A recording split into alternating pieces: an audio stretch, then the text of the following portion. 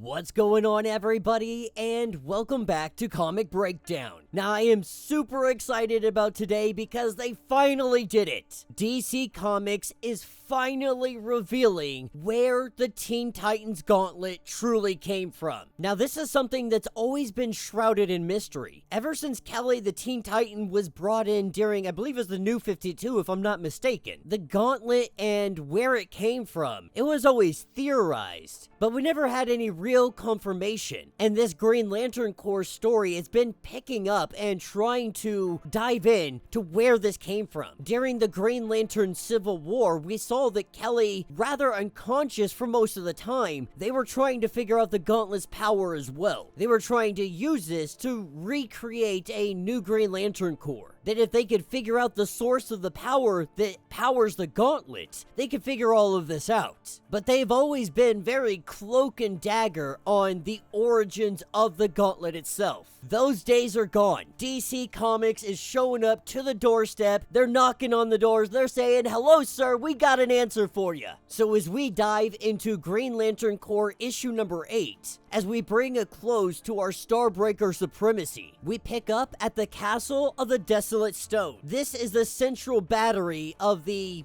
emotionless spectrum. And on the planet's surface, we have two of the Starbreaker Corps people. They're arguing right now. One of them opened up the Book of Oa, and he's looking at all of this knowledge, and he's saying, Starbreaker, he's been hiding things from us. He's not been telling us the whole truth. More than that, he didn't give us power. He is hoarding power. He gave us this power, he brought us to this place so we could lord it over us. So he could show us how much power he has and how little we don't have. But while the two of them sit here and argue over this, Starbreaker shows up. He comes crashing in and he tells them to prepare for battle, to prepare for war, because the Green Lantern Corps is coming. And though that is probably a misrepresentation, because what is truly coming from them, for them, is not the Green Lantern Corps. What is coming for them is the emotional spectrum. The 7 entities of the emotional spectrum connected to one of our lanterns. They spearhead the charge as Starbreaker declares to kill all of them. We see this battle break out. The emotional spectrum versus the absence of everything. And we see that our boys, they don't hold back.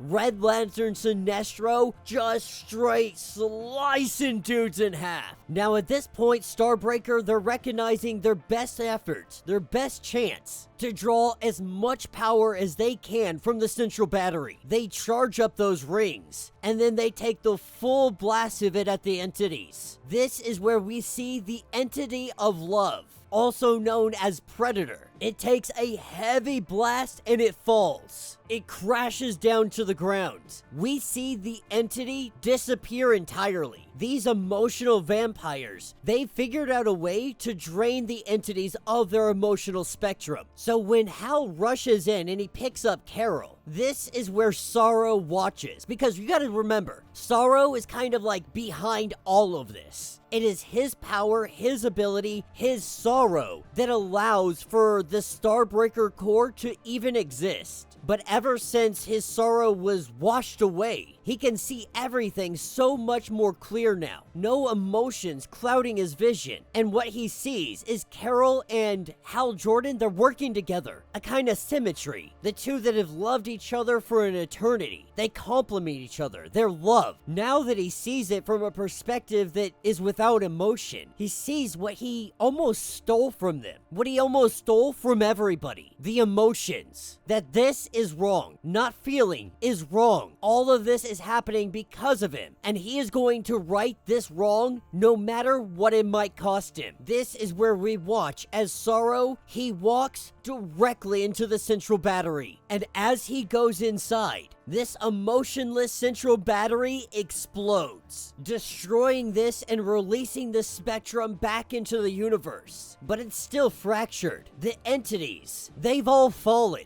Our Green Lanterns, they gather their wounded and they retreat back to Oa. Starbreaker, wounded, tethered, and beaten. He rises up to his feet and he believes that this is his opportunity. This is his chance to wipe out the Green Lantern Corps once and for all. Then we are taken over to Kelly. Now that the emotional spectrum has returned to the universe, she wakes up. She wakes up and she is greeted by Ellie, the light construct that John Stewart created of his sister, essentially a sentient being created from pure willpower. And Ellie is the one that has been investigating what the Gauntlet is all about, what that hidden door in the mind of Kelly is hiding from everybody. As Ellie rushes in to let Kelly know, this is where they see that the Gauntlet, it's gone. But Ellie tells her that that Gauntlet, it was never yours. That Gauntlet, it belonged to an ancient Owen, an evil Owen, an Owen that should be dead. And his name was Chrono.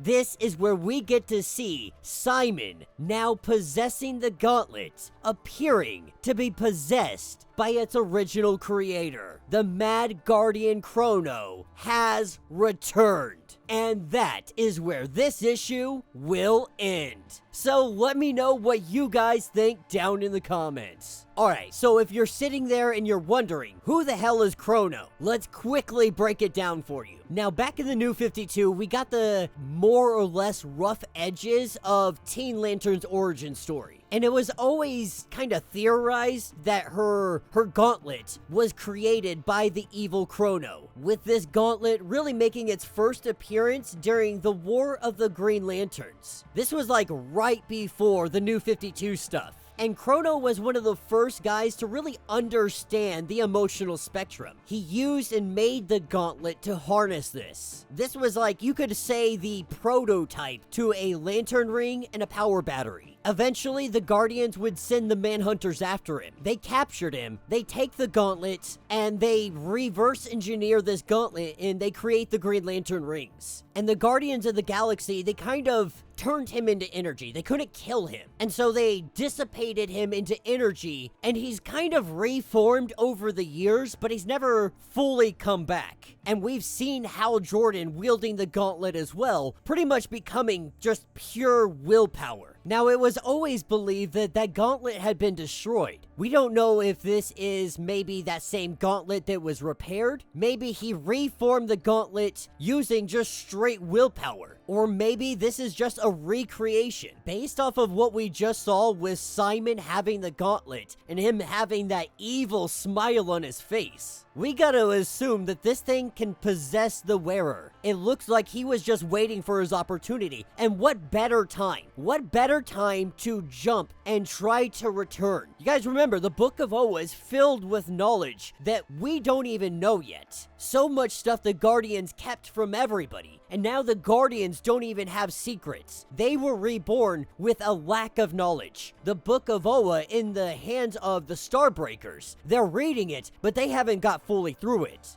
So we don't even know what is truly capable. We don't know what secrets the Guardians kept. What we do know is that this Gauntlet, it has been a power source for quite some time. When no other Green Lantern was able to have powers, Kelly did. And now it's looking more and more like this might be like a freaking living embodiment. It might even be sentient Chrono in Gauntlet form. You know what I'm saying? Like, this was his only way to survive. And now that he has seen so much chaos, the emotional spectrum erupted, this is his opportunity to come back, seize power, seize control. But let me know what you guys think. Let me know your thoughts. Let me know your theories. If you want to get caught up on everything that is going on with the Green Lantern series, go ahead, check out the link in my description as well as the top of this video. It's going to get you completely caught up on everything that is going on with this series so far. If you want to support the channel, you can always do so by joining the channel membership. This is a lot like Patreon, having multiple different tiers. It really helps out the channel tremendously, but if you're not able to do it, please do me the favor of subscribing to the channel, liking this video, hitting that notification bell, and with that being said, until the next breakdown.